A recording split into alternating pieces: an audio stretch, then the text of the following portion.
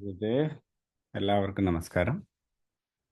കണ്ണുകളടച്ച് നട്ടെല്ല് നിവർത്തി വെച്ചിരിക്കാം. 3 പ്രാവശ്യം ഓംകാരം ചൊല്ലാനായിട്ട് തയ്യാറാവാം. സാധാരണ ശ്വാസം അകത്തേക്ക്, ശ്വാസം പുറത്തേക്ക്. ഓംകാരം ചൊല്ലാനായി ദീർഘശ്വാസം എടുക്കാം. ഓ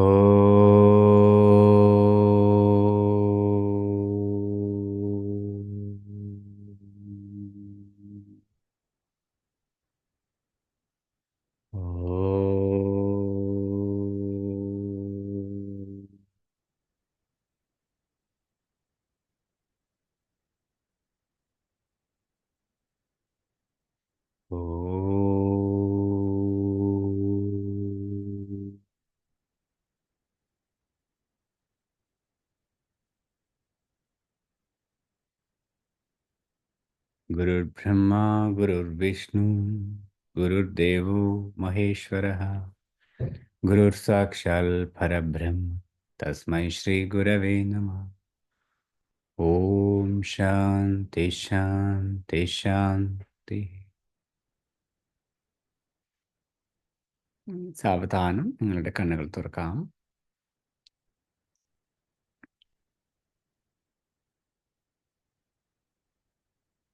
നമസ്കാരം. സുഖമാണോ എല്ലാവർക്കും? സുഖമാണോ? എൻ്റെ ഇൻ്റർനെറ്റ് പ്രശ്നമുണ്ടോ? ഞാൻ സംസാരിക്കുന്നത് നന്നായിട്ട് കാണാൻ പറ്റുന്നുണ്ടോ? കേൾക്കാൻ പറ്റുന്നുണ്ടോ? പക്ഷെ നിങ്ങൾ ഇടയ്ക്ക് സ്റ്റില്ലാവുന്നത് പോലെ എനിക്ക് തോന്നുന്നു. ഇവിടെ വൈഫൈയുടെ സെറ്റിംഗ് നോക്കട്ടെ. കൊള്ളാലോ, സ്പീഡ്. Okay, yes.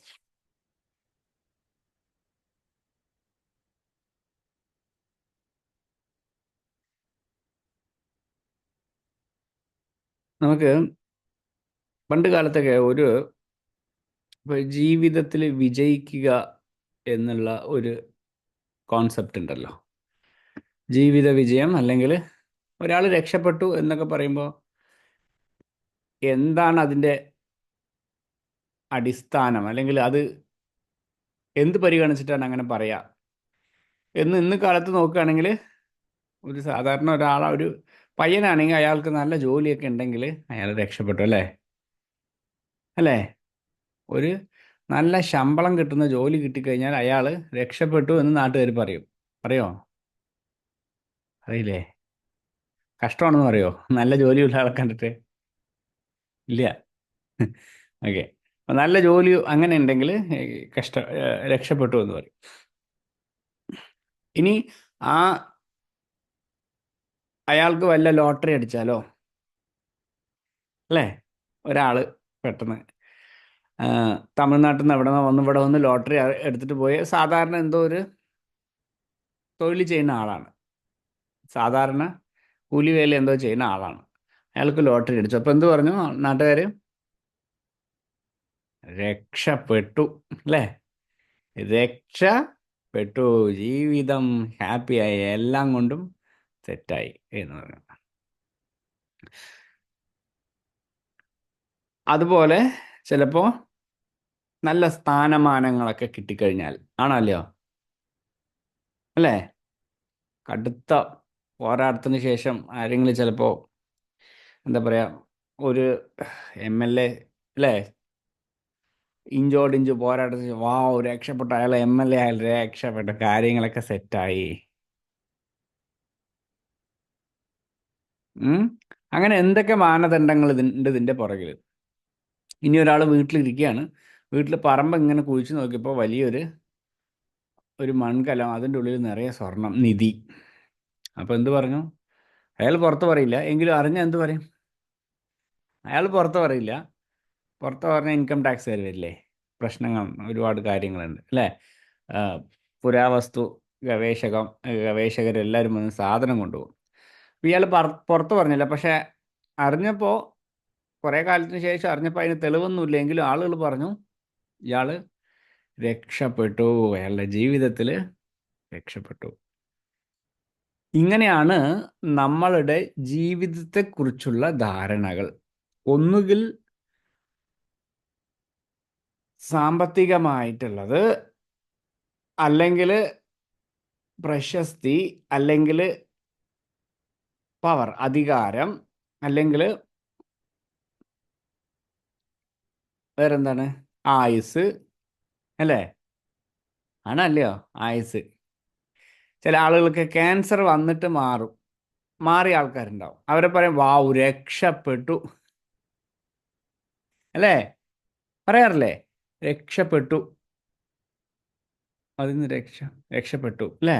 അപ്പം ആരോഗ്യം, അതിനെക്കുറിച്ച് പറയും, അല്ലേ? അപ്പോൾ അങ്ങനെയുള്ളവരിനെയൊക്കെ നമ്മൾ എന്ത് പറയണു? ജീവിതത്തിൽ രക്ഷപ്പെട്ട ആളുകളാണ് എന്ന് പറയണു. എന്നാൽ അവരൊന്നും ആരും രക്ഷപ്പെട്ടിട്ടില്ല എന്നുള്ളതാണ് ഏറ്റവും വലിയ സത്യം. എന്താണ്? ഇങ്ങനെ പറഞ്ഞ കാറ്റഗറിയിലുള്ള ഒരു വ്യക്തിയും രക്ഷപ്പെട്ടിട്ടില്ല. നമ്മൾ വിചാരിച്ച രക്ഷപ്പെടലല്ല യഥാർത്ഥത്തിൽ രക്ഷപ്പെടൽ. ഇപ്പോൾ പ്രാചീന കാലത്ത്, പണ്ട് കാലത്ത് എന്തായിരുന്നു, ആരാണ് ഒരാൾ രക്ഷപ്പെടുക എന്ന് വെച്ചാൽ, ആർക്കാണോ ജീവിതത്തിൽ ഗുരു വന്നു ചേർന്നിട്ടുള്ളത്, ആരുടെ ജീവിതത്തിലാണോ ഗുരു ഉള്ളത്, അവർ രക്ഷപ്പെട്ടു എന്ന് പറയും. ഗുരു അവരുടെ ജീവിതത്തിലുണ്ടെങ്കിൽ അവർ രക്ഷപ്പെട്ടു. ഇനി ഗുരു ഇല്ല, സകലമാന ലോകത്തെ എല്ലാ സുഖ സൗകര്യങ്ങളും ആയുസ്സും സമ്പത്തും ആം, പുത്ര സൗഭാഗ്യവും ആനയും ചേനയും ചക്കയും മാങ്ങ എല്ലാം ഉണ്ടെന്ന് വെച്ചോളൂ. ആനയും ചേനയും ചക്കയും മാങ്ങയും എന്നൊക്കെ പറയുന്നത് അതൊക്കെ എന്താ പറയുക, നാട്ടിലെ ചൊല്ലാണ് കേട്ടോ. ചക്കയും മാങ്ങയൊക്കെ എന്ന് വെച്ചാൽ പറമ്പിൽ ചക്കയും മാങ്ങയൊക്കെ ഉണ്ടെന്ന് വെച്ചാൽ ഓ എല്ലാം ഉണ്ടല്ലോ എന്ന് പറയും. വിവാഹമൊക്കെ അന്വേഷിച്ച് പോകുമ്പോൾ പറമ്പിൽ ചക്കയുണ്ടോ മാങ്ങയുണ്ടോ എന്നൊക്കെ ചോദിക്കണ പോലെ ആനയും ചേനയൊക്കെ, അല്ലേ? ചേന കൃഷി, ആന. അപ്പോൾ ഈ കാര്യങ്ങളൊക്കെ നമ്മൾ ജീവിതത്തിൻ്റെ സെക്യൂരിറ്റി, അല്ലേ, സെക്യൂരിറ്റി ആണെന്ന് പറഞ്ഞുകൊണ്ടിരിക്കുമ്പോൾ നേരത്തെ മുൻകാലങ്ങളിൽ ഗുരുക്കന്മാർ, മഹത്തുക്കൾ, ബുദ്ധിയുള്ള ആളുകൾ പറഞ്ഞിരുന്നു, ജീവിതത്തിൽ ആരുടെ ജീവിതത്തിലാണോ ഗുരു ഉള്ളവർ അവർ രക്ഷപ്പെട്ടു. അവർ ആണ് ഇവിടെ രക്ഷപ്പെടാൻ പോണതും രക്ഷപ്പെട്ടിട്ടുള്ളതും. ബാക്കിയുള്ളവരെ ഒരു പേരിൽ പറയപ്പെട്ടു, അനാഥർ. എന്താണ്? നാഥനില്ലാത്ത ആൾ, അനാഥൻ. അനാഥ, അനാഥ. അനാഥാശ്രമം പറഞ്ഞിട്ടൊരു സംഭവം കെട്ടിവെച്ചിട്ട് ആളുകളെ കൊണ്ട് അവിടെ ഇരുത്തിയിട്ടില്ലേ? ഇല്ലേ? കുറച്ച് പേരെ ഇല്ലേ? ചിലപ്പോൾ ഓൾഡ് ഏജ് ഹോം, അനാഥാശ്രമം എന്നൊക്കെ പറഞ്ഞിട്ട് യഥാർത്ഥത്തിൽ അവരൊന്നും, നമ്മളും അനാഥർ തന്നെയാണ്. അവർ മാത്രമല്ല. അപ്പം ആരുടെ ജീവനാണോ അതിന് ഗതി ഉള്ളത്, അതിനൊരു നിയന്ത്രിക്കാൻ ഒരാളുള്ളത്, അതിനെ ശരിയായ വഴിയിലേക്ക് കൊണ്ടുപോകാനുള്ളത്, അവരാണ് നാഥനുള്ളവർ. ബാക്കി എല്ലാവരും അനാഥർ.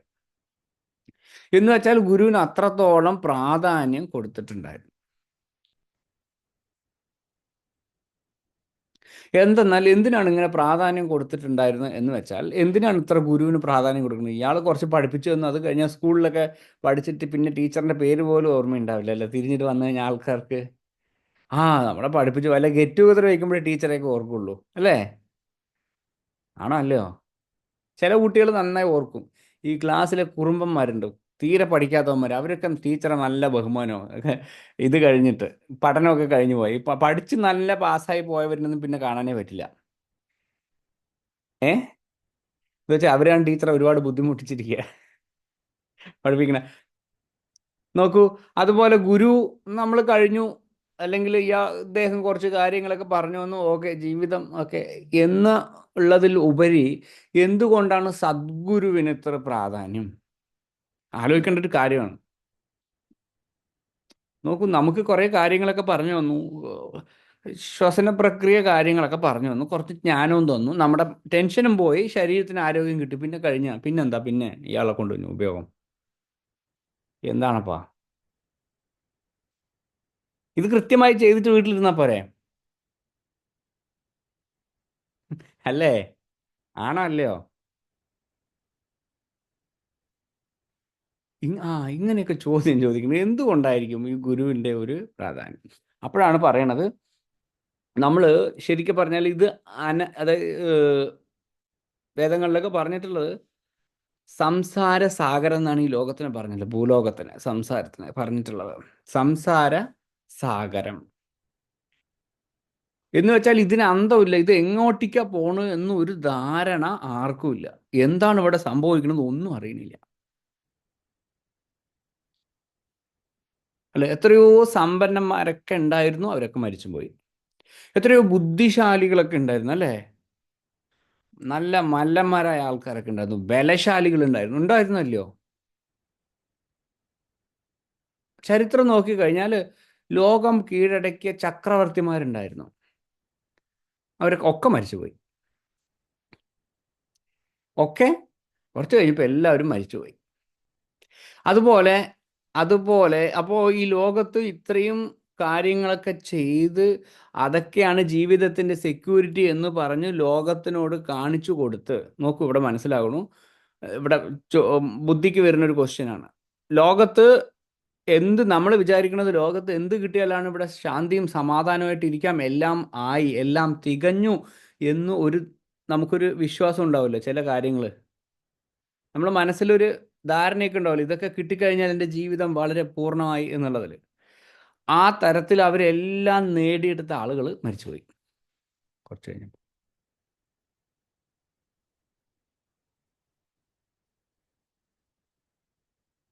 അമേരിക്കയിലൊരു ഒരു യോഗ ടീച്ചർ, വളരെ പ്രശസ്തനാണ് അദ്ദേഹം. യോഗ കൊണ്ട് എങ്ങനെ ആരോഗ്യം വർദ്ധിപ്പിക്കാമെന്ന് ബുക്കൊക്കെ എഴുതിയ ആളെ അറ്റാക്ക് വന്ന് മരിച്ചുപോയി.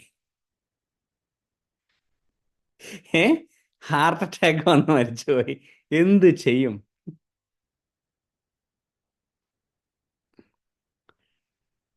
അതിന് പല കാരണം ഉണ്ടാവട്ടെ, പറയാൻ പറ്റില്ല. ചിലപ്പോൾ ആളുകൾ കൊന്നിട്ടുണ്ടാവാം.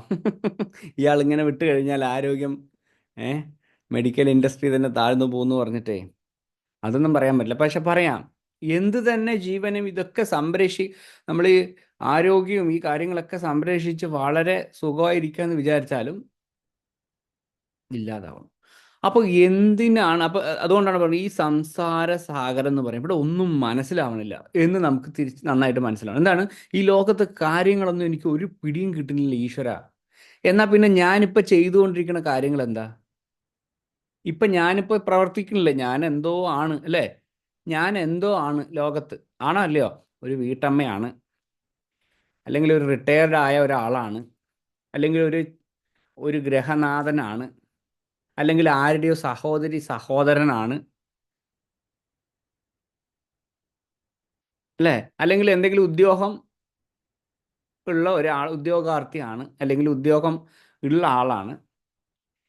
ഇങ്ങനെ പല പല കാര്യങ്ങൾ നമ്മൾ ചെയ്ത് ഇങ്ങനെ പോയിക്കൊണ്ടിരിക്കുമ്പോഴാണ് ഒരു സമയത്ത് ഇതെല്ലാം ഉപേക്ഷിച്ചിട്ട് പെട്ടെന്ന് പോവുക. എന്തിനാണ് ഇത് ചെയ്ത് എന്ന് ഒരു ധാരണയില്ല. പണ്ട് പറഞ്ഞു കഴിഞ്ഞാൽ പട്ടി ചന്തയ്ക്ക് പോയ പോലെ. എങ്ങനെ? പട്ടി ഇങ്ങനെ ചന്തയിലേക്ക് ഈ ഓണറിൻ്റെ കൂടെ പോവാണ്. ഈ ഓണർ ചന്തയിലേക്ക് പോകുമ്പോൾ, വീട്ടിൻ്റെ ഗ്രഹനാഥം പോകുമ്പോൾ, ഈ പണ്ടത്തെ TVS ആണ്, ഇപ്പോഴത്തെ പോലത്തെ ബൈക്കൊന്നുമില്ല. പണ്ട് TVS ആണ്, TVS 50, 50cc ഉള്ള വണ്ടി. ഇതിൻ്റെ പുറകിൽ ഓടും, അതിൻ്റെ പുറകിലൊക്കെ ഓടാൻ പറ്റും, നടന്ന് നമ്മൾ തന്നെ ഓടി അതിനെ മറികടക്കാം. ഇതിൻ്റെ പുറകിൽ ഈ പട്ടി പോയിട്ട്, പട്ടി ഇയാളുടെ ഒപ്പം ഇങ്ങനെ പോയി അതെല്ലാം കണ്ട് എല്ലാം കഴിഞ്ഞ് തിരിച്ച് ഇയാൾ വരുമ്പോൾ എന്തിനാ പട്ടി പോയെന്നല്ല, ആൾ സാധനം വാങ്ങാനാണ് പോയത്. അപ്പം അതുപോലെ ലോകത്ത് ഇവിടെ വന്ന് എന്ത് ചെയ്തു? ഇവിടെ വന്നു, ഈ ലോകത്തേക്ക് നമ്മളെല്ലാവരും വരുന്നത് പോലെ വന്നു. ഇവിടെ ആളുകളൊക്കെ ചെയ്യുന്ന കാര്യങ്ങളൊക്കെ ഞാനും എന്തൊക്കെയൊക്കെ പറ്റുന്നത് പോലെ ചെയ്തു. എന്തിനാണെന്ന് എനിക്കും അറിയില്ല. എന്തിനാണ് ഞാൻ ഇങ്ങനെയൊക്കെ പ്രവർത്തിക്കണമെന്ന് ഒരു ധാരണയില്ല. എല്ലാം ചെയ്തു. അവസാനം ജീവിതത്തിൻ്റെ പ്ലാനും പദ്ധതികളും എടുത്തു നോക്കിയാൽ അവസാനം നന്നായി മരിക്കണം, സമാധാനത്തിൽ മരിക്കുന്ന കാലത്ത് കുറച്ച് കഞ്ഞി ആരെങ്കിലും തരണം, നന്നായി മക്കളെ നോക്കണം, എന്നിട്ട് സമാധാനത്തിൽ മരിക്കണം. ഇത്ര മാത്രമേ സാധാരണ ഒരു മനുഷ്യൻ്റെ ജീവിത അഭിലാഷങ്ങളിൽ അവസാനത്തുള്ളൂ. ആണോ അല്ലയോ? ആണോ അല്ലയോ? ഇവിടെ ജനിക്കണം, നല്ല വിദ്യാഭ്യാസവും ഭക്ഷണവും കാര്യങ്ങളൊക്കെ കിട്ടണം, നന്നായിട്ട് ജീവിക്കണം, ഉദ്യോഗമൊക്കെ ഉണ്ടാകണം, മക്കൾ, കുടുംബം, കുട്ടിയൊക്കെ നന്നായിരിക്കണം, എന്നിട്ട് സമാധാനത്തിൽ മരിക്കണം. ഇത്രമാത്രം അഭിലാഷമുള്ള ഒരാൾക്ക് ആത്മീയമായ പുരോഗതി വരാൻ എന്താ പറയുക, ഒരുപാട് കഷ്ടപ്പെടും. ഇത്രമാത്രമാണ് നമ്മുടെ ജീവിതത്തിൽ ആഗ്രഹമെങ്കിൽ നമുക്ക് ഈ സംസാര സാഗരത്തിൽ നിന്ന് മുക്തി നേടാൻ പറ്റില്ല. എന്ന് വെച്ചാൽ നമ്മൾ കേൾക്കുന്ന എല്ലാ ആധ്യാത്മിക കാര്യങ്ങളും നമുക്ക് കഥയായിട്ട് തോന്നും, അല്ലെങ്കിൽ ഒരു സുഖം തരുന്ന ഒരു സാധനമായിട്ട് തോന്നും, അല്ലെങ്കിൽ ഇത് എന്തിനു ഉപയോഗിക്കും? മനസ്സ് വിഷമിക്കുമ്പോൾ കുറച്ച് ജപം ചെയ്തു മനസ്സിനെ സമാധാനപ്പെടുത്തി, ഓ അത് കഴിഞ്ഞു. പാരസെറ്റമോൾ കഴിക്കുന്നത് പോലെ. എങ്ങനെയാണ്? പാരസെറ്റമോൾ കഴിക്കുന്നത് പോലെ കഴിച്ചു, കുറച്ച് കുറച്ച് കഷ്ടം വന്നു, അത് ആ വേദന അതോടെ പോയി ജപവും ഉണ്ട്. ഈ കഴുകി കളയ എന്ന് പറയില്ലേ? കറിയായി കഴിഞ്ഞാൽ കുറച്ച് സോപ്പ് പൊടി ഇട്ടിട്ട് നന്നായി ഈ സോപ്പ് പൊടിയും വെള്ളത്തോടെ കളയുന്നത് പോലെ എന്നതുപോലെ ലോകത്ത് നമ്മുടെ ഈ ചെറിയ കാര്യങ്ങളാണ് നമ്മുടെ തലയിലുള്ളതെങ്കിൽ, ഇത് മാത്രമാണ് എൻ്റെ ജീവിതത്തിൽ ലക്ഷ്യമെങ്കിൽ, ആധ്യാത്മിക സാധനകൾ കൊണ്ട് നിങ്ങൾക്ക് ആധ്യാത്മിക ഉയർച്ച ഉണ്ടാവില്ല.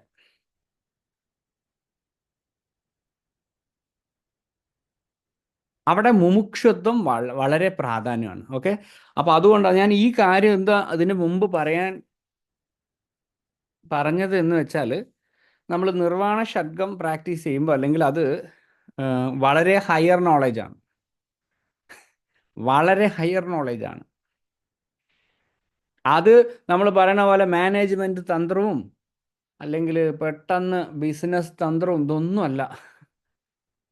അതിനെയൊന്നും ഇവിടെ കണക്ട് ചെയ്യാൻ പറ്റില്ല. ഇതിനെ ഒരിക്കൽ ഈ സാധനം എടുത്തിട്ട് മാനേജ്മെൻറ്റ് തന്ത്രത്തിലും അതിലും ഇതിലും ഒന്നും കണക്ട് ചെയ്ത് ഇവിടെ ഹാപ്പിയായി ഇരിക്കാമെന്ന ഒരു പ്ലാനും പദ്ധതി നടക്കില്ല.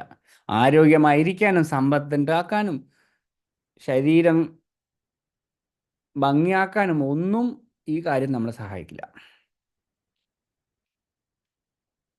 പക്ഷെ എന്ത് സംഭവിക്കും? കൂടുതൽ ഡിസ്പാഷനേറ്റ് ആവും. എന്താണ്? വൈരാഗ്യം വരും ജീവിതത്തിൽ. ശ്രീബുദ്ധനോട് ചോദിച്ചു, എൻലൈറ്റൻ അദ്ദേഹം ബോധോദയം ഉണ്ടായതിന് ശേഷം വന്ന് ചോദിച്ചിത്ര ആളുകൾ, ഓ നിങ്ങൾക്ക് എന്താ കിട്ടിയത്? എന്താണ് ഈ ധ്യാനമൊക്കെ ചെയ്തിട്ട് എന്താ കിട്ടിയത് ചോദിച്ചു.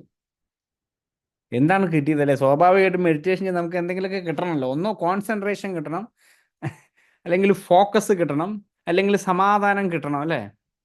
സന്തോഷം കിട്ടണം, ഒരാശ്വാസം കിട്ടണം, അല്ലേ? കിട്ടണോ വേണ്ടയോ? കിട്ടണോ? ഒന്നും കിട്ടാതെ ഒരു പരിപാടിക്ക് ആരെങ്കിലും ഇറങ്ങുമോ? ഇല്ല, എന്തെങ്കിലും കിട്ടണം, കിട്ടാതെ ഈ പരിപാടിക്ക് ഇല്ല. അപ്പൊ എന്താ കിട്ടിയത് എന്ന് ചോദിച്ചു. അവിടെ വന്ന് അദ്ദേഹം പറഞ്ഞു, എനിക്കൊന്നും കിട്ടിയില്ല എന്ന് പറഞ്ഞപ്പോൾ കുറച്ച് ആളുകൾ തിരിഞ്ഞു പോയി, ഇയാൾക്ക് പണിയില്ലാതെ വെറുതെ. പിന്നെ കുറച്ച് ആൾക്കാർ ചോദിച്ചു, എന്നാൽ പിന്നെന്തിനാ ഈ പരിപാടി ചെയ്തിട്ട്, എന്നിട്ട് എന്താ നിങ്ങൾക്ക് മാറ്റം ഉണ്ടായെന്ന് ചോദിച്ചപ്പോൾ എനിക്കൊന്നും കിട്ടിയില്ല, കുറേ പോയിന്ന്. ഭഗവാനെ, ഉള്ളത് പോവാൻ വേണ്ടിയിട്ടാണോ നീ ഇവിടെ ഇത്ര നേരം നിങ്ങൾ കണ്ണക്കടച്ചിരുന്ന് ഈ പരിപാടിയൊക്കെ ചെയ്ത്? എന്താ പോയത്? എൻ്റെ ഈ ആഗ്രഹങ്ങളുടെ കാര്യങ്ങൾ, അതെല്ലാം പോയി. ഒരുപാട് ആഗ്രഹങ്ങൾ, എന്നെ അലട്ടിക്കൊണ്ടിരുന്ന ആഗ്രഹങ്ങൾ ഇല്ലാതായി.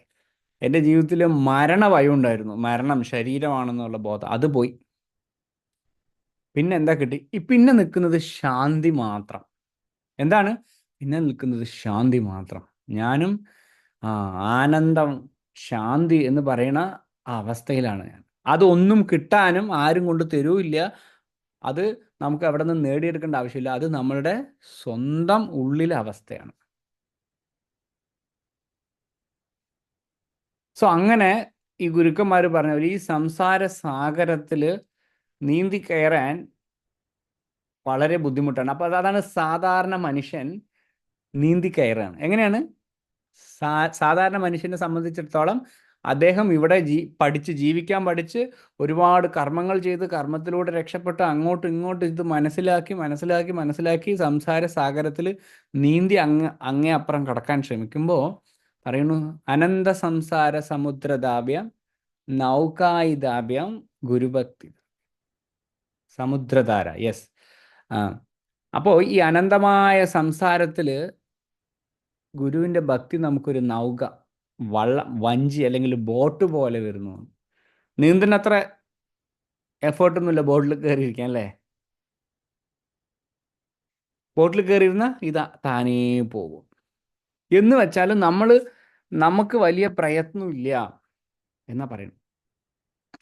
അപ്പോൾ ഈ സാധാരണ ജീവിതം നമ്മൾ പറഞ്ഞ പോലെ നമ്മുടെ പ്ലാനും പദ്ധതികളൊക്കെ കഷ്ടപ്പെട്ട് ജീവിച്ചാലും നമ്മളെ മരണം കൊണ്ടുപോകും.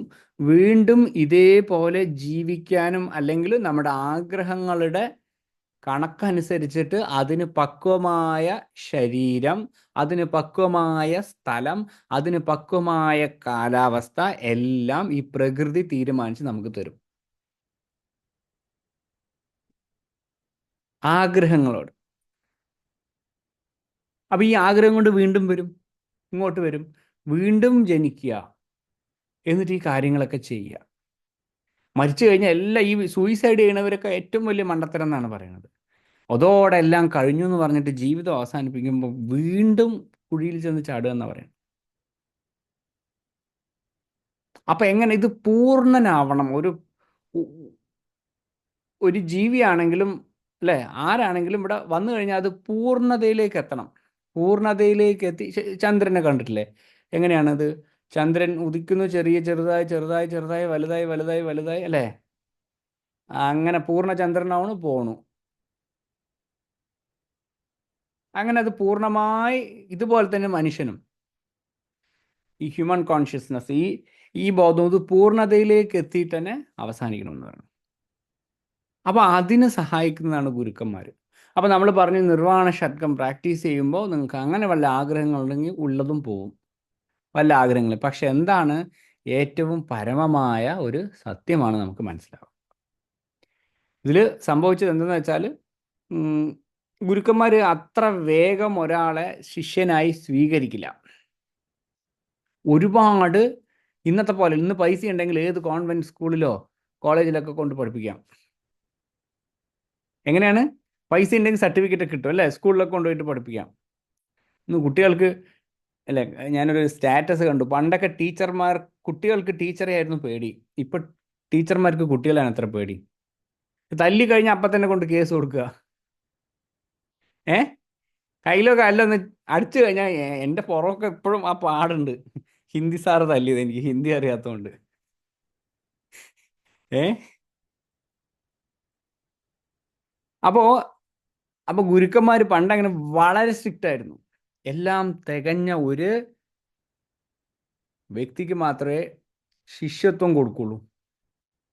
അങ്ങനെയുള്ളപ്പോൾ ആരിനെയാണ് ടെസ്റ്റ് ചെയ്തിരിക്കുന്നത്? സാക്ഷാൽ ആദി ശങ്കരാചാര്യരെ. അദ്ദേഹത്തിനോട് ചോദിച്ചു, ഇങ്ങനെ ഒരാൾ, നിങ്ങൾ ആരാണ് എന്ന് ചോദിച്ചു അല്ലേ. എന്ത് ചോദിച്ചു? നിങ്ങൾ ആരാണ്? അദ്ദേഹത്തിനെ കാണാൻ പോയപ്പോൾ നിങ്ങൾ ആരാണ് എന്ന് ചോദിച്ചു. അപ്പോൾ എന്താ നമുക്ക് സ്വാഭാവികമായിട്ട് ആൻസർ പറയാം?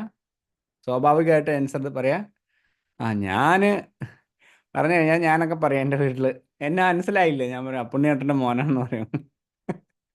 ഏ എന്നെ പേര് മനസ്സിലായി. ഇതേപോലെ നിങ്ങൾ ആര് പറയും? നിങ്ങളിങ്ങനെ പറയും, ഇവരുടെ മോനാണ്, ഇവരുടെ മോളാണ്, അല്ലെങ്കിൽ ഞാൻ അവിടുത്തെ അയാളാണ്, ഇതാണ്. അങ്ങനെ പല ഉത്തരങ്ങളുണ്ടല്ലേ, പല ഉത്തരങ്ങളുണ്ടല്ലോ. നമ്മൾ ആരാണെന്ന് ചോദിച്ചാൽ നമുക്ക് പറയാൻ 1000 ഉത്തരങ്ങളുണ്ടോ? ഉണ്ടോ ഇല്ലയോ? ഇല്ലേ. ഞാൻ ആരാണെന്ന് ചോദിച്ചാൽ മറ്റാൾ പറഞ്ഞത് പോയപ്പോൾ താൻ ആരാണെന്ന് തനിക്കറിഞ്ഞില്ലെങ്കിൽ അങ്ങനെയാണ് നിങ്ങൾ തിരിച്ചു പറയാം. താൻ എന്നോട് ചോദിക്കും താൻ ആരാണെന്ന്, അങ്ങനെയാണ് പറയാം മറ്റാളുടെ പേര്. ഇദ്ദേഹം ആ സിനിമയിലെ ഡയലോഗ് പോലെ അങ്ങനെയാണോ? അല്ല, നമുക്ക് പറയാൻ 1000 ഉത്തരങ്ങളുണ്ട്.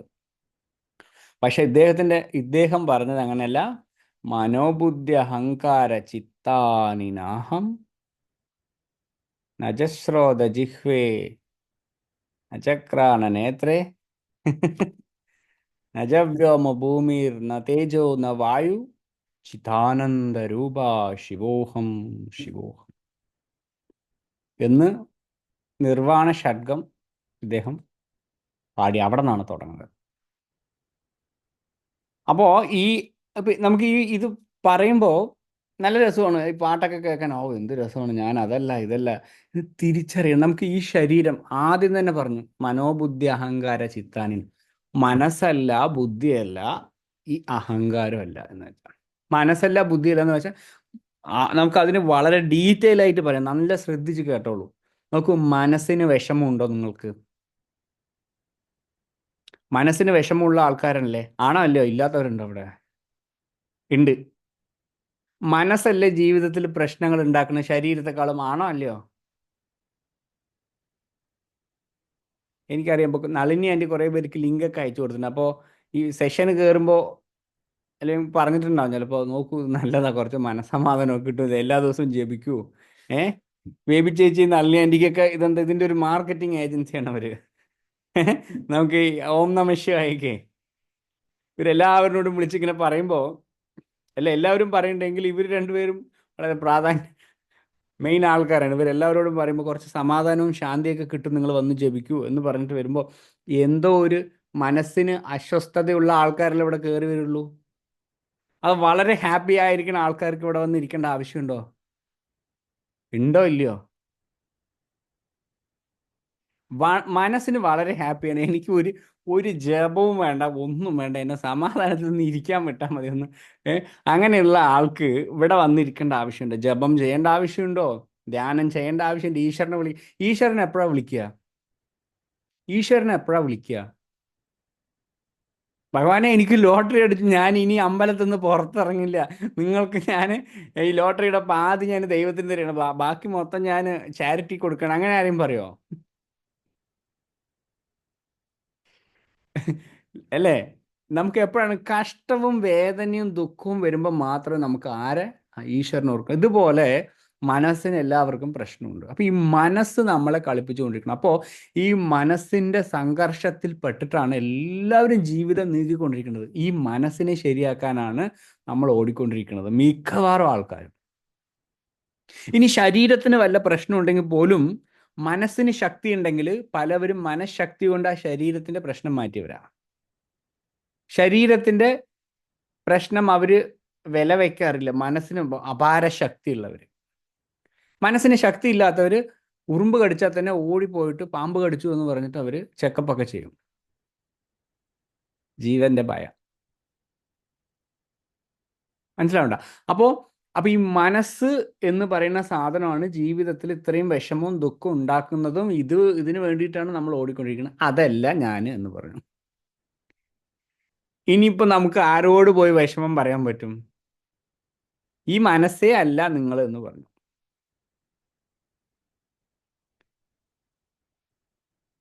ഇപ്പം മനസ്സിന് വിഷമം കൊണ്ട് ആത്മഹത്യ ചെയ്തു. അപ്പം എന്താണ് വിചാരിച്ചിരിക്കുന്നത്? ഞാൻ മനസ്സാണ്, എൻ്റെ മനസ്സ് ഞാൻ തന്നെയാണ് എന്ന് പറഞ്ഞ് വിശ്വസിക്കുന്നത് കൊണ്ടാണ് ഒരാളും ഒരു മാനസിക വേദന വരുമ്പോൾ നമ്മൾ തളർന്നു പോണ്. എന്ന സാധനം ഞാനല്ല എന്ന് പറഞ്ഞു. എന്ന് വെച്ചാൽ പിന്നെ എനിക്ക് മനസ്സില്ല എന്ന് പറയാൻ പറ്റുമോ? മനസ്സില്ല എന്ന് പറയാൻ പറ്റുമോ? പിന്നെ എന്തിനാ വിഷമം വരുന്നത്? മനസ്സ് ഞാനല്ല, പക്ഷെ എന്തിനാ എനിക്ക് വിഷമം വരുന്നത്? ഇവിടെ വളരെ ബുദ്ധിയെ ചോദ്യം ചെയ്യുന്ന ക്വസ്റ്റ്യൻസ് ആണ്, അല്ലേ? ബുദ്ധിയെ കുലുക്കുന്ന ക്വസ്റ്റ്യൻസ് ആണ്. നല്ല ഇഡലിയും ചപ്പാത്തിയും ഒക്കെ കഴിച്ചു കഴിഞ്ഞ് നല്ല ഉറക്കം വരും. നന്നായിട്ട് ശ്രദ്ധിച്ചിരുന്നില്ലെങ്കിൽ ഞാൻ പറയണത് രാമായണത്തിലെ കഥ പറഞ്ഞതുപോലെ, അല്ലേ? വൈകുന്നേരം മൊത്തം രാമായണം കേട്ടിട്ട് രാവിലെ ചോദിച്ചപ്പോൾ രാമൻ സീതയുടെ ചെറിയച്ഛനാണെന്ന് പറഞ്ഞത്ര. അതുപോലെ ആകരുത്. ഓക്കെ, വളരെ ശ്രദ്ധിക്കൂ. അപ്പൊ ഈ മനസ്സ് ഞാനല്ല എന്ന് പറഞ്ഞു. നോക്കൂ, ഇപ്പം മനസ്സ് നോക്കൂ, ഇവിടെ ശാസ്ത്രീയമായിട്ടാണ് പറയണം. നോക്കൂ, ഇപ്പം നമ്മൾ മനസ്സിന്റെ പ്രശ്നമുണ്ട്, എനിക്ക് മാനസിക ഭാരം, അല്ല എന്തൊക്കെയൊക്കെയോ ടേമുകളുണ്ട്. മനോവിഷമം, മനോഭാരം, മാനസിക പ്രശ്നം, അങ്ങനെ ഒരുപാട് ടേമുകളുണ്ട്. ഇതെല്ലാം ഉണ്ട്. പക്ഷെ സുഖമായി ഉറങ്ങുമ്പോൾ ഈ സാധനം ഇല്ല. നിങ്ങളുണ്ടോ അവിടെ? സുഖകരമായി ഉറങ്ങണു. അപ്പം നിങ്ങൾക്ക് മാനസിക വിഷമം ഉണ്ടോ? ഒരാൾ സുഖമായിട്ട് ഉറങ്ങും, അയാൾക്ക് മനസ്സുണ്ടോ? ഉറങ്ങുന്ന ആൾക്ക് അറിയോ അയാളുടെ മനസ്സുണ്ട്, അയാൾ എവിടെയാ കിടക്കണമെന്ന് ഉണ്ടോ? അറിയോ? അറിയില്ല. അയാൾ ഏത് സ്ഥലത്താണ് കിടക്കുന്നത്, അയാൾ ഏത് വസ്ത്രമാണ് ധരിച്ചിരിക്കുന്നത്, ഈ ലുങ്കിയൊക്കെ കൊടുത്ത് കിടക്കുന്ന ആൾക്കാർക്ക് വല്ലാത്ത ബുദ്ധിമുട്ടാണ്. ഉറങ്ങിക്കഴിഞ്ഞാൽ ഈ ഫാനൊക്കെ, ഈ കാറ്റുള്ള സ്ഥലത്തൊക്കെ ഉറങ്ങിക്കഴിഞ്ഞാലേ വല്ലാത്തൊരു ഇൻസെക്യൂരിറ്റിയാണ് ഉറങ്ങുന്നത് വരെ. എന്ന് വെച്ചാൽ മനസ്സില്ലാതായപ്പോൾ എന്താ, ഈ ബുദ്ധി പറയണതുമില്ല. എവിടെ കിടക്കണമെന്നും അറിയണില്ല, ഒന്നും അറിയണില്ല. ബുദ്ധി പ്രവർത്തിക്കില്ല എന്ന് പറയില്ലേ? കള്ളൊക്കെ കുടിച്ചു കഴിഞ്ഞാൽ, മദ്യപിച്ചു കഴിഞ്ഞാൽ ഇയാളുടെ ബുദ്ധി പ്രവർത്തിക്കില്ല, ഇയാൾക്ക് ബുദ്ധി ഇല്ല എന്ന് പറയില്ലേ? ബോധമുണ്ടോ, ബുദ്ധി ഉണ്ടോ എന്നൊക്കെ ചോദിക്കില്ലേ? എങ്ങനെ ഈ ബുദ്ധി പ്രവർത്തിച്ചില്ലെങ്കിൽ ഇതൊന്നും ഇല്ലാതായി. അഹങ്കാരം. ഈ കിടന്നുറങ്ങുന്ന ആള് പോലീസുകാരനാണോ, ഇനി അധ്യാപകനാണോ, എഞ്ചിനീയർ ആണോ, യോഗ ടീച്ചറാണോ, അതൊക്കെ അയാൾക്ക് അറിയോ? അറിയോ? ഉറങ്ങുമ്പോൾ സുഖമായ നിദ്രയിൽ.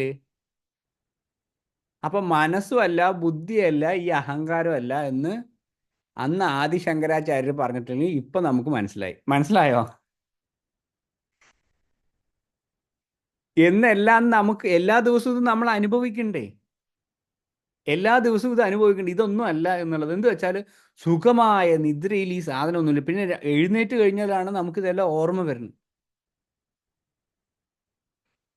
പക്ഷേ എല്ലാം നമ്മൾ ബുദ്ധിയോട് പറയുമ്പോഴും ഇത് നമുക്ക് അനുഭവത്തിലേക്ക് വരില്ല. അതിന് ഒരുപാട് ആധ്യാത്മികമായ പക്വത, സ്പിരിച്വൽ മെച്യൂരിറ്റി വേണം. അപ്പൊ ഇദ്ദേഹം എന്തുകൊണ്ട് പറഞ്ഞു, ആദിശങ്കരാചാര്യർ? ഇദ്ദേഹം റിയലൈസ് ചെയ്തു ഇതൊന്നും അല്ല, ഈ കാണുന്ന ശരീരമല്ല ഞാൻ. നമ്മുടെ ശരീരത്തെ ആരെങ്കിലും കുറ്റം പറഞ്ഞാൽ നമുക്ക് എത്ര വിഷമം വരുന്നല്ലേ?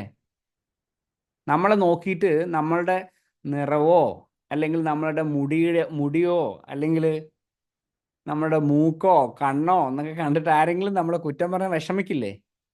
വിഷമിക്കുമല്ലോ. അതിൻ്റെ പുറകിലുള്ള രഹസ്യം, നമ്മുടെ ശരീരത്തെ നോക്കി ആരെങ്കിലും കുറ്റം പറഞ്ഞു കഴിഞ്ഞാൽ വിഷമിക്കാനുള്ള കാരണം, നമ്മളുടെ ബുദ്ധി പറയാണ് അഹങ്കാരത്തോട്, ഈ കാണുന്ന സാധനം, ഈ പഞ്ചഭൂതങ്ങളാൽ നിർമ്മിതമായ ഈ സാധനമാണ് നീ എന്ന് നമ്മുടെ ബുദ്ധി അഹങ്കാരം. അപ്പൊ അഹങ്കാരം അതിനെയും പിടിച്ചു നിൽക്കുക. എന്നെ നീ പറഞ്ഞോ? എന്നെ നീ പറയാനായോ? അപ്പൊ ഞാൻ എന്തായി? ഞാൻ ശരീരമായി. അപ്പൊ പറഞ്ഞു ഇതൊന്നുമല്ല, പഞ്ചഭൂതങ്ങളേ അല്ല എന്ന് പറഞ്ഞു. ആകാശം, ഭൂമി, വായു, അഗ്നി, ജലം, ഈ പറയുന്ന സാധനമേ അല്ല എന്ന് വെച്ചാൽ, ഈ പറയുന്ന സാധനമേ അല്ല എന്ന് വെച്ചാൽ മനസ്സ്, ബുദ്ധി, അഹങ്കാരം, അതുപോലെ പഞ്ചഭൂതങ്ങളാൽ നിർമ്മിതമായ ഈ ശരീരവും അല്ല എന്ന് വെച്ചാൽ നമുക്ക് ആരോടും വിഷമവുമില്ല, ദുഃഖവുമില്ല, നമുക്ക് ജീവിതത്തിൽ ഒരു പ്രശ്നവുമില്ല. ഇതിലേ പ്രശ്നങ്ങളുള്ളൂ. ഇതൊക്കെയാണ് എന്ന് ഞാൻ തിരിച്ചറിയുന്നിടത്തോളം എനിക്ക് പ്രശ്നമുണ്ട്. ഇതൊന്നും ഇല്ലാത്തൊരവസ്ഥ നോക്കൂ, നിങ്ങൾ എന്താ നോക്കൂ. നിങ്ങൾക്ക് ശരീരവും ഇല്ല, മനസ്സും ഇല്ല, ബുദ്ധിയില്ല എന്നത് ആരെങ്കിലൊക്കെ പറഞ്ഞിട്ടുണ്ടാവും. അത് കാര്യമില്ല. ഞാനിപ്പോ ബുദ്ധിയില്ല എന്ന് പറഞ്ഞപ്പോ എന്നോട് ദേഷ്യപ്പെടരുത്. ബുദ്ധി അല്ല എന്നാണ് പറഞ്ഞത് കേട്ടോ, ബുദ്ധി ഇല്ല എന്നല്ല. ഓക്കെ, ബുദ്ധി ഇല്ലാതെ നമുക്കൊന്നും ചെയ്യാൻ പറ്റില്ല. അപ്പം മനസ്സല്ല, ബുദ്ധിയല്ല, ഈ അഹങ്കാരമല്ല, അതേപോലെ ഈ ശരീരവുമല്ല എന്ന് വെച്ചാൽ പിന്നെ നമുക്ക് അവിടെ എന്താ ഉള്ളത്? ഒന്ന് ആലോചിച്ച് നോക്കൂ. ഞാൻ ഈ ശരീരമല്ല, ശരീരം എൻ്റെ കയ്യിൽ നിന്ന് പോയി കഴിഞ്ഞാൽ എനിക്കവിടെ എന്താ ബാക്കിയുള്ളത്? എൻ്റെ മനസ്സ് അല്ലേ? മനസ്സ് ചിലപ്പോൾ നല്ല ഉറക്കത്തിൽ സ്വപ്നം, മനസ്സിന്റെ സഹായത്തോടെ സ്വപ്നം വരിക. അപ്പൊ ഈ മനസ്സും ഇല്ല. ഇപ്പൊ ഞാൻ പോലീസുകാരനാണ് വെച്ചാൽ ഞാൻ ഇങ്ങനെ അറ്റൻഷനിലാണ് കിടക്കുക. ഉറങ്ങുമ്പോൾ അറ്റൻഷനിലാണ് കിടക്കുക? ഇല്ല. എങ്ങനെ വേണമെങ്കിലും കിടക്കും. അപ്പൊ ഈ അഹങ്കാരം അല്ല, അഹംബോധം, അഹങ്കാരം ഈ സാധനം അല്ല. ഇങ്ങനെ ഇതൊന്നും അല്ലെങ്കിൽ പിന്നെ അവശേഷിക്കുന്നത് എന്താണ് എന്ന് ചോദിച്ചപ്പോ, ചിദാനന്ദ രൂപ ശിവോഹം, ശിവോഹം എന്ന് പറയും. ഇതൊന്നും അല്ലെങ്കിൽ അവശേഷിക്കുന്ന കാര്യം ശിവം, ആ ബോധം, ആ പരമമായ ബോധമാണ് ഞാൻ എന്ന് പറയും. അതെങ്ങനെ മനസ്സിലാവാ? അതിന് ഗുരുക്കന്മാർ പറഞ്ഞ വളരെ ബ്യൂട്ടിഫുൾ ആയിട്ടുള്ള ഒരു ട്രിക്കല്ല, അതിനൊരു ഡെഫിനിഷൻ പറഞ്ഞു. എങ്ങനെയാണ് ഇത് മനസ്സിലാവുക എന്ന് ചോദിച്ചാൽ, നമ്മൾ സുഖമായ നിദ്രയിൽ നമുക്ക് ബോധമില്ല. സുഖമായ നിദ്രയിൽ, വളരെ നന്നായി സുഖനിദ്രയിൽ, ഗാഠനിദ്രയിൽ, മനസ്സ് ഇതൊന്നും പ്രവർത്തിക്കാത്ത നിദ്രയിൽ നമുക്ക് ബോധമുണ്ടെങ്കിൽ നമ്മൾ ആരാണെന്ന് നമുക്ക് മനസ്സിലായി. അതാണ് മെഡിറ്റേഷൻ, ധ്യാനത്തിൻ്റെ ഏറ്റവും ഉയർന്ന അവസ്ഥ. ആ ബോധ അവസ്ഥയുമായിട്ടിരിക്കുക. ഈ ശരീരവും മനസ്സും ഇതൊന്നും അല്ല എന്ന് തിരിച്ചറിഞ്ഞ് ആ ബോധം, ആ ശുദ്ധമായ ബോധം, അതോടൊപ്പം ഇരിക്കുക എന്നുള്ളത്. കുറച്ച് കട്ടി കൂടിയ സാധനമാണ്, കുറച്ച് ബുദ്ധിമുട്ടാണ് ദഹിക്കാൻ.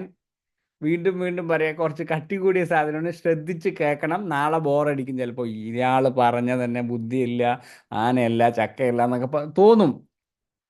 അപ്പോൾ ഇവിടുന്ന് മാറിപ്പോകാൻ എല്ലാം തോന്നും. എന്നുവെച്ചാൽ ഇത് ആദിശങ്കരാചാര്യർക്ക് വന്ന ക്വസ്റ്റ്യനാണ്. ആർക്ക്?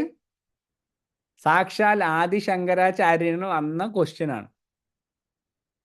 അപ്പം നമ്മൾ സാധാരണ ആൾക്കാർ വല്ല ജോലിയും ചെയ്ത് ജീവിച്ച് പോണ ആൾക്കാർ, പാവം പിടിച്ച ആൾക്കാരിനെയൊക്കെ സെഷനിൽ പാവം കയറിയിട്ടേ കുറച്ച് സമാധാനം കിട്ടാൻ വേണ്ടിയിട്ട് ഇങ്ങോട്ട് വരുമ്പോൾ നിങ്ങൾ ശരീരമല്ല ബുദ്ധിയല്ല, നിങ്ങൾ ഒരുമാതിരി ആൾക്കാരെ പറ്റിക്കരുത് എന്ന് തോന്നരുത്.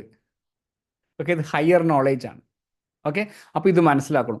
അപ്പോൾ ഇത് മനസ്സിലാക്കാൻ പറ്റുമോ എന്ന് ചോദിച്ചാൽ മനസ്സുകൊണ്ട് മനസ്സിലാക്കാൻ പറ്റില്ല. എങ്ങനെയാണ്? മനസ്സിലാക്കി കഴിഞ്ഞാൽ ഞാനിപ്പോൾ അഹംബോധമാണ് അല്ലെങ്കിൽ ഞാൻ ശിവമാണെന്ന് മനസ്സിലാക്കി കഴിഞ്ഞാൽ പ്രശ്നം എന്ത് വെച്ചാൽ നമ്മുടെ മനസ്സിലുണ്ടാവും ശിവമാണെന്ന് വെച്ചാൽ നീല കളറിൽ എന്തോ ഒരു സാധനമാണെന്ന് നമ്മുടെ മനസ്സ് പറയും നമ്മളോട്. അല്ലെങ്കിൽ വേറെ ആൾക്കാരെ കാണുമ്പോൾ നമുക്ക് അവരെ കാണുമ്പോൾ ഒരു പുച്ഛമൊക്കെ തോന്നും. ചിലപ്പോൾ ഉള്ളിൻ്റെ ഉള്ളിൽ നമുക്ക് അവരെ ഒന്ന് ബ്ലസ് ചെയ്യണം എന്നൊക്കെ തോന്നും. അല്ലെങ്കിൽ നമ്മൾ ശിവനും മറ്റുള്ളവർ സാധാരണ മനുഷ്യന്മാരും തോന്നും. അതേ അല്ല. അപ്പം മനസ്സിലാക്കാൻ പറ്റില്ല, ഇത് അറിയാനേ പറ്റുള്ളൂ. എങ്ങനെയാണ്? അറിയാനേ പറ്റും. ഈ ആത്മജ്ഞാനം അറിയാനേ പറ്റുള്ളൂ എന്ന് പറയണം. മനസ്സിലാക്കാൻ മനസ്സും ബുദ്ധിയും കൊണ്ടൊന്നും കളിക്കാനേ പറ്റില്ല. ഈ സാധനമേ എടുത്ത് കളയാൻ പറഞ്ഞു ആദ്യം. ഇതെങ്ങനെ? അനുഭവിക്കാൻ മാത്രമേ പറ്റുള്ളൂ. അതുകൊണ്ട് ആത്മജ്ഞാനികളെ പറയുന്ന ഒരു കാര്യമുണ്ട്, അറിഞ്ഞവൻ പറയില്ല, പറഞ്ഞവൻ അറിയില്ല എന്ന് പറയും. ആത്മജ്ഞാനത്തെക്കുറിച്ച് ചോദിച്ചാൽ അറിഞ്ഞവനത് പറയാൻ അറിയില്ല. ആരെങ്കിലും അങ്ങനെ പറഞ്ഞിട്ടുണ്ടെങ്കിൽ അവനത് അറിഞ്ഞിട്ടില്ല എന്നാണ് പറയാ. അപ്പൊ ഇത് നമുക്ക് പറയാൻ പറ്റും, ഇതാണ് ഇതിന്റെ അവസ്ഥ എന്ന് പറയാൻ പറ്റില്ല. അപ്പൊ ഇത് അനുഭവിക്കണം. എങ്ങനെയാണ് അനുഭവിക്കുക? ഞാൻ ശ്വസിക്കുന്നുണ്ട് എന്ന് ഞാൻ വിശ്വസിക്കുന്നു എന്ന് പറയാൻ പറ്റുമോ? പറയാൻ പറ്റുമോ? ഞാൻ ശ്വസിക്കുന്നുണ്ട് എന്ന് ഞാൻ വിശ്വസിക്കുന്നു, അങ്ങനെയാണോ പറയാ? എനിക്ക് ജീവനുണ്ട് എന്ന് ഞാൻ വിശ്വസിക്കുന്നു പറഞ്ഞു കഴിഞ്ഞാൽ നമ്മൾ എന്താ പറയാ? ഇല്ല, ഇത് ഞാൻ അറിയണു, ഇതേ അനുഭവമാണ് എൻ്റെ, അല്ലേ? ശ്വാസം ഉള്ളിലേക്ക് കയറി ഇത് പുറത്തേക്ക് വരുന്നത് ഞാൻ അനുഭവിച്ചു കൊണ്ടിരിക്കുന്നു. ഇതുപോലെ ആ അവസ്ഥയും അനുഭവിച്ച അത് ആത്മജ്ഞാനിയായി അദ്ദേഹം പൂർണ്ണനായിട്ടാണ് ഈ ക്വസ്റ്റ്യൻ ചോദിച്ചിട്ട് ഇങ്ങനെ ആൻസർ പറയുന്നത്. അപ്പോൾ ആദ്യം തന്നെ ഇനി നമുക്ക് ആദ്യത്തെ 4 വരികൾ നമുക്ക് മനസ്സിലാക്കിയാൽ തന്നെ ഇനി നമുക്ക് ജീവിതത്തിൽ ഒരു പ്രശ്നമില്ല. മനസ്സിനെ സംബന്ധിക്കുന്ന പ്രശ്നമാണ് നമുക്കുള്ളത്, ശരീരത്തിനെ സംബന്ധിക്കുന്ന പ്രശ്നമാണ് നമുക്കുള്ളത്, ബുദ്ധിയെ സംബന്ധിക്കുന്ന പ്രശ്നമാണ് നമുക്കുള്ളത്. അഹംബോധം, അഹങ്കാരം എന്ന് പറയുന്ന സാധനം, അതാണ് ഞാൻ ശരീരമാണെന്ന് പറയുന്നതും, ഞാൻ വ്യക്തിയാണെന്ന് പറയുന്നത്, ഞാൻ പുരുഷനാണെന്ന് പറയുന്നത്, ഞാൻ സ്ത്രീയാണ്. ഫെമിനിസ്റ്റുകളെയൊക്കെ കണ്ട എനിക്ക് വല്ലാത്ത വിഷമോ. സ്ത്രീയാണ്, സ്ത്രീയാണ്, സ്ത്രീയാണ്, സ്ത്രീക്ക് ഉയർച്ച വേണം. ഉയർച്ച വേണം, നിങ്ങൾ സ്ത്രീയെ അല്ല. ഗുരുജിയോട് ചോദിച്ചു ആരോ, എന്താണ് ഈ കാര്യത്തെക്കുറിച്ച് ജെൻഡർ ഈക്വാലിറ്റി. എല്ലാവരും വ്യത്യസ്തരാണ്. ഓരോ ശരീരമേ അല്ല. അത് അജ്ഞാനം കൊണ്ടാണ് ഈ ജെൻഡർ ഈക്വാലിറ്റി കൂടെ വരുന്നത്. പുരുഷൻ ചിലപ്പോൾ വലിയ ആളാണ് തോന്നി മറ്റുള്ളവരെ ചെറുതായിട്ട് കാണുക, അല്ലെങ്കിൽ സ്ത്രീ വലുതാണ് തോന്നി പുരുഷൻ ചെറുതായി കാണും. ഇത് ശരീരമേ അല്ല, പുരുഷനും അല്ല, സ്ത്രീയും അല്ല, ഈ ലിംഗഭേദമേ ഇല്ല, അതുമല്ല. അപ്പോൾ ഈ ശരീരത്തിൻ്റെ കാര്യം കംപ്ലീറ്റ് മാറ്റി വെച്ചു, മനസ്സിൻ്റെ കാര്യം കംപ്ലീറ്റ് മാറ്റി വെച്ചു, ബുദ്ധിയുടെ കാര്യം, ഈ കാര്യങ്ങളൊക്കെ മാറ്റി വെച്ച്, പ്രശ്നങ്ങളുള്ളതിനെയൊക്കെ അങ്ങോട്ട് മാറ്റി വെച്ചു. പിന്നെ ഇനി ആരോടാ പ്രശ്നം പറയാം? ഇനി എവിടെയാ പ്രശ്നം? ഇനി എന്താ നമുക്ക് മാറ്റാനുള്ളത്? എന്താ നമുക്ക് മാറ്റാൻ? ഇനി ഒന്നും മാറ്റാനില്ല. ആ പരമമായ ബോധാവസ്ഥ നമുക്കും അനുഭവിക്കണം. ഈ ഗുരുക്കന്മാരൊക്കെ പറയണ ഏതോ ഒരു വലിയ അവസ്ഥ, ആത്മജ്ഞാനത്തിൻ്റെ അവസ്ഥ, അതിലേക്ക് നമ്മളും അറിഞ്ഞോ അറിയാതെ അവസ്ഥയിലേക്ക് എത്തണം. ഓക്കെ, അപ്പോൾ അതിനെന്ത് ചെയ്യണം? ഭഗവാനെ എൻ്റെ മുട്ടുവേദന മാറണേ, നമഃശിവായ, നമഃശിവായ, നമഃശിവായ. ഭഗവാനെ നാളത്തെ കാര്യങ്ങളൊക്കെ ശരിയാക്കണേ, നമഃശിവായ, നമഃശിവായ, നമഃശിവായ. എക്സാം പാസ്സാക്കണേ, നമഃശിവായ, നമഃശിവായ. അവിടെ ഒന്നും നടക്കില്ല. ചിലപ്പോൾ പാസ്സാവും, നിങ്ങളുടെ കാര്യങ്ങളൊക്കെ നടക്കും, അതൊക്കെ റെഡിയാവും. പക്ഷേ കർമ്മവായ്പ മാറുവേ. നമ്മൾ ജപം ചെയ്ത് ഈ സ്പിരിച്വൽ ആധ്യാത്മിക ശക്തി കൊണ്ട് നമ്മൾ ആഗ്രഹങ്ങൾ പൂർത്തിയായി കഴിഞ്ഞാൽ ഈ ശക്തി കൊണ്ട് നമുക്ക് ഉന്നതി ഉണ്ടല്ല, ആത്മജ്ഞാനം ലഭിക്കില്ല. ആത്മജ്ഞാനം. അപ്പോൾ എന്ത് ചെയ്യണം? ഈശ്വര, ഈ പ്രപഞ്ചത്തിൽ എല്ലാം നിന്റെ ഇച്ഛ പ്രകാരമാണ് നടന്നുകൊണ്ടിരിക്കുന്നത്. ആണോ അല്ലയോ? നമ്മളാണോ ഭൂമിയെ കറക്കുന്നത്? അയ്യോ ഇവിടെ കുറച്ച് സ്പീഡ് കുറവായി, എന്നാൽ തൃശ്ശൂരിന് 2 തള്ളു, പാലക്കാട് നിന്ന് അങ്ങോട്ട് തള്ളിയിട്ട് നമ്മൾ ആരെങ്കിലൊക്കെ തള്ളിയിട്ടാണോ അത് കറക്കണത്? അല്ലല്ലോ അല്ലേ? ഒന്ന് ഇത് താനേ നടക്കണ്ടല്ലേ? ഇപ്പോൾ ഈശ്വര ഇച്ഛ പ്രകാരം ഇവിടെ എല്ലാം നടക്കുന്നുണ്ട്. ഇത് ഞാൻ കാണുന്ന ഒരു വ്യക്തി മാത്രമാണ്. എൻ്റെ കാര്യം നീ നോക്കിക്കോളൂ, എല്ലാം ഞാൻ നിന്നിൽ സമർപ്പിച്ച് ഞാൻ എൻ്റെ കർമ്മം ചെയ്യണു. അപ്പോൾ ഇങ്ങനെ ചെയ്യേണ്ട സമയം നമുക്ക് അതിക്രമിച്ചു. ബാക്കി നമ്മുടെ കാര്യങ്ങളൊക്കെ നടക്കണ്ട, അത് താനേ നടന്നോളും. എങ്ങനെയാണ്? താനേ നടന്നോളും. അപ്പോൾ എന്ത് ചെയ്യണം? യെസ്, ആ പരമമായ അവസ്ഥയെ ഞാൻ ഇനി നമുക്ക് സന്യാസ യോഗം ഉണ്ട്, അതൊക്കെ പിന്നീട് മതി എന്ന് ചോദിച്ചാൽ ഇന്നത്തെ കാലത്ത് അങ്ങനെയല്ല. ആളുകൾ നമ്മുടെ ഷോഡശ സംസ്കാര പ്രകാരം ഒരു 45-50 വയസ്സ് കഴിഞ്ഞാൽ വാനപ്രസ്ഥം എന്ന് പറയുന്ന ഒരു അവസ്ഥയാണ് അത്രേ. എന്ന് വെച്ചാൽ വീടൊക്കെ വിട്ടിട്ട് പോകണം, മക്കളെയൊക്കെ വിട്ടിട്ട്. ഇപ്പോഴും വീട്ടിലിരിക്കാൻ പാടില്ല. വന്നു കഴിഞ്ഞാൽ പിന്നെ വാനപ്രസ്ഥത്തിന് പോയ എൻ്റെ സെഷനിൽ ആൾക്കാരില്ലാതാവും. ഭഗവാൻ അങ്ങനെയൊന്നും ചെയ്യരുത്. ഞാനും കുറച്ച് കഴിഞ്ഞ് വരും. ഓക്കെ, വാനപ്രസ്ഥം, സന്യാസം, ഇതിന് സമയമുണ്ടായിരുന്നു. പക്ഷെ ഇന്ന് ആരും ചെയ്യാൻ പറ്റില്ല. ഇനി എങ്ങാനും ഞാൻ വാനപ്രസ്ഥത്തിന് പോയി സന്യാസത്തിന് പോയി കഴിഞ്ഞാൽ ആൾക്കാർ ഇനി കേരളത്തിൽ തീരെ പറ്റില്ല. കേരളത്തിൽ ഇനി UP-യിലോ അല്ലെങ്കിൽ കാശി ഭാഗത്തോ ആണെങ്കിൽ ആരെങ്കിലും ഭക്ഷണം എങ്കിലും തരും. ഇവിടെ അതിനും കൂടെ പറ്റില്ല. അപ്പോൾ അങ്ങനെ ഒരു സമയം ഇനി നമുക്ക് വരാൻ ഇല്ല. അങ്ങനെയൊന്നും സംഭവിക്കില്ല. അപ്പോൾ എന്ത് ചെയ്യണം? ഇപ്പം തന്നെ നമ്മൾ സത്യം അറിയാൻ, നമ്മുടെ ലോക ജീവിതത്തിൽ, ലൗകികമായ ഈ ജീവിതത്തിൽ, കുടുംബ ജീവിതത്തിൽ ഏത് നമ്മൾ പൊസിഷനിലിരിക്കണം, അതിൽ തന്നെ നമുക്ക് സമയം ഈ സത്യം അറിയാൻ കൂടെ എഫേർട്ട് എടുത്തിട്ടില്ലെങ്കിൽ നരജന്മം വളരെ വളരെ കഷ്ടപ്പെട്ട് കിട്ടിയ ഈ ജന്മം വേസ്റ്റ് ആവാൻ ചാൻസ് ഉണ്ട് എന്ന് പറയുന്നു. ചാൻസ് ഉണ്ട് നല്ല വേസ്റ്റ് ആവും ഇതിന് എഫേർട്ട് എടുത്തിട്ടില്ലെങ്കിൽ. അപ്പം നമ്മൾ എന്ത് ചെയ്യുന്നു? പറ്റുന്ന സമയത്ത് ജപം ചെയ്യണു, ധ്യാനം ചെയ്യണു, ഇതിന് പ്രാധാന്യം കൊടുക്കണു, കുറച്ച് ആളുകളോട് ബോധവൽക്കരണം ചെയ്യണം. അതിൻ്റെ ഒരു കാര്യമുണ്ട്, നമുക്ക് പറയണം. പറഞ്ഞു തരണം, നമുക്ക് സമയമായി ഇല്ലെങ്കിൽ സാരമില്ല. വിവേകാനന്ദ സ്വാമികൾ അദ്ദേഹം ഇങ്ങനെ ലോകത്തെ മാറ്റിമറിച്ച, അല്ലെങ്കിൽ അദ്ദേഹത്തിൻ്റെ പ്രസംഗം കൊണ്ട് ആളുകളിൽ വലിയ മാറ്റം ഉണ്ടാക്കിയ വ്യക്തിയാണ് അല്ലേ? ചിക്കാഗോ പ്രസംഗം, രാമകൃഷ്ണ മിഷൻ, ഒരുപാട്. എന്നിട്ട് അദ്ദേഹം അവസാനം പറഞ്ഞത്, എനിക്ക് മനസ്സിലായത് ഈ ലോകത്തെ മാറ്റാൻ പറ്റില്ല എന്നാണ്. എങ്ങനെയാണ്? എനിക്ക് ഈ ലോകത്തെ നേരെയാക്കാൻ പറ്റില്ല എന്നാണ് മനസ്സിലായതെന്ന്.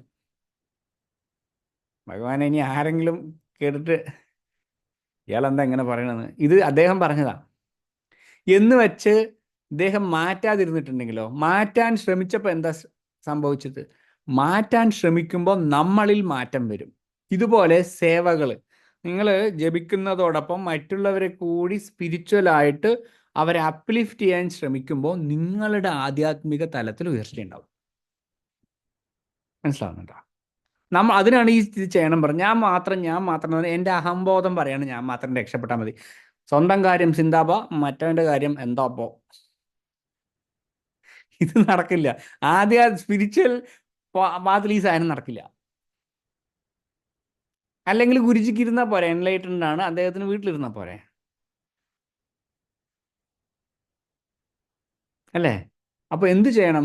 ഈ പ്രയത്നത്തിലൂടെ നമ്മളിൽ മാറ്റം സംഭവിക്കും. ഒരുപാട് ആധ്യാത്മികമായ ഉയർച്ച നമുക്കുണ്ടാവും സ്പിരിച്വൽ തലങ്ങളിൽ.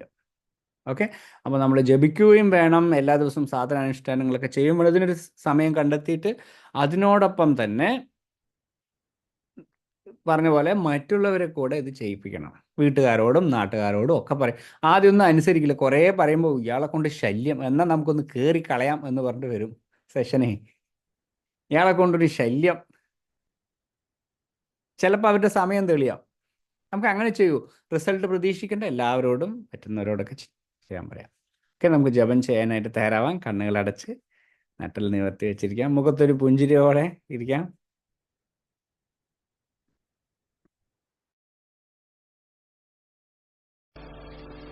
ഓം നമഃ ശിവായ. ഓം നമഃ ശിവായ. ഓം നമഃ ശിവായ. ഓം നമഃ ശിവായ. ഓം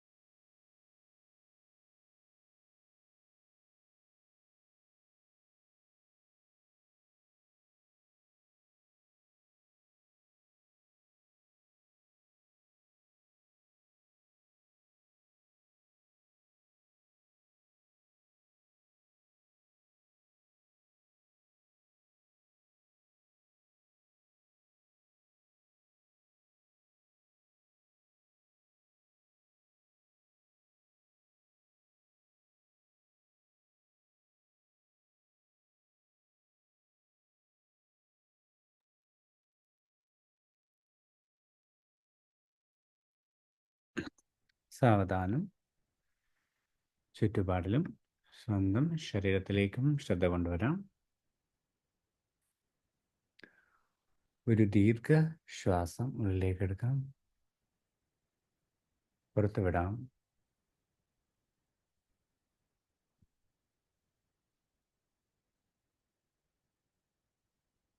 ഓ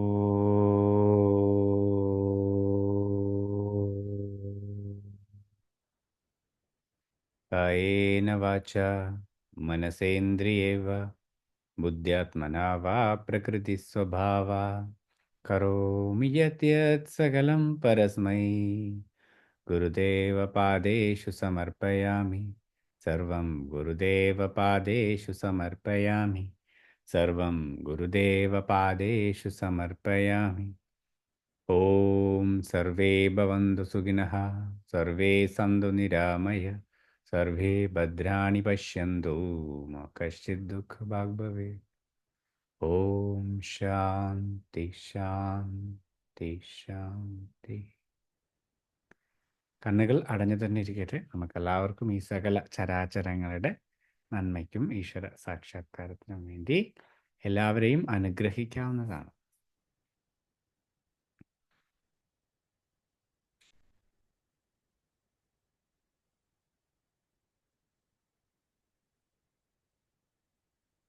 പൂർണ്ണമെന്ന് തോന്നുമ്പോൾ സാവധാനം നിങ്ങളുടെ കണ്ണുകൾ തുറക്കാം.